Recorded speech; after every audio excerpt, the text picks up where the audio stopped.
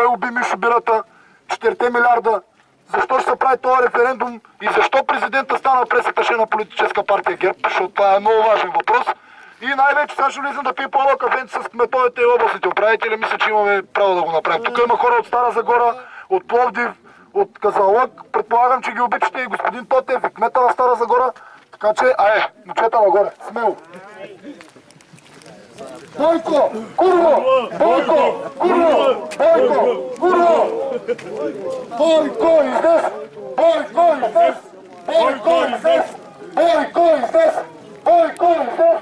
Дигайте ръцете горе, всички да им как ще започне да спрат. Отиваме в хотела да пием кафе, си пак казвам. Айде да пием първо кафе. Аз съм болен. Аз пием в хотелата, да пием своите и мегафона. Хотела е затворен заедно с... Така, ще показвам през карта. Може ли да вляза? Не може. Не мога. Защо? Това е причината. Том нямате покана и не сте в списък. Така, господин, тук е хотел Зорница, нали? Не е Министерство на вътрешни работи, не е Министерски съвет, не е президентство. Това е частен път, това са граждани, вие сте служители на МВР. Ако аз създавам предпоставки с поведението си за престъпления, за нарушаване на обществения ред, разбирам. По никакъв начин не нарушаваме обществения ред. Аз не искам да влизам вътре. Не искам покана. Искам да стигнем до хотела. Господине, клиенти на хотела сме, приемете. Кой ви каза, че сме? Как може да ми кажете, че сме?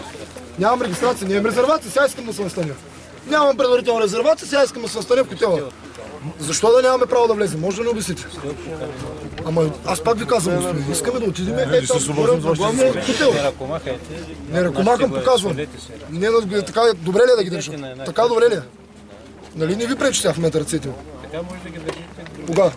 Защо? Това е знак на протест в момента към вас, към вашето поведение, господин. Добре, както искате. Протестирам. Момчета, ще влизаме ли в хотела, питам? Дигайте ръцете горе в хотела. Айде, влизайте, айде, насам. Айде, лата насам, бе. Тръгвайте напред, в хотела влизаме, айде. Сега в момента подстрекавате всички останали. Дигайте ръцете горе.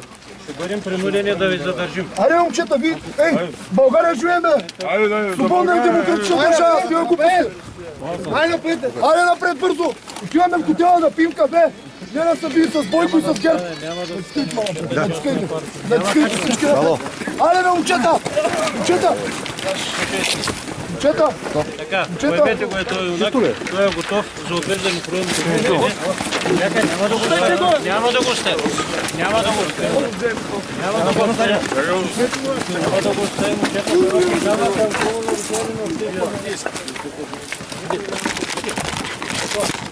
Защо му пускате? Чакайте му. Журналист съм. Добре, нека да страни. Къде трябва да застана? Защото кое ми дава право къде да застана? Значи в момента сме задържали заповед за арест, искам на секундата. Заповед за арест, искам на секундата. СМВР казва, че в момента, в който ме арестувате, има приберете заповед за арест, искам и основания за арест. Къде е? Ще ме покажете ли, господин? Ще ме връчите ли?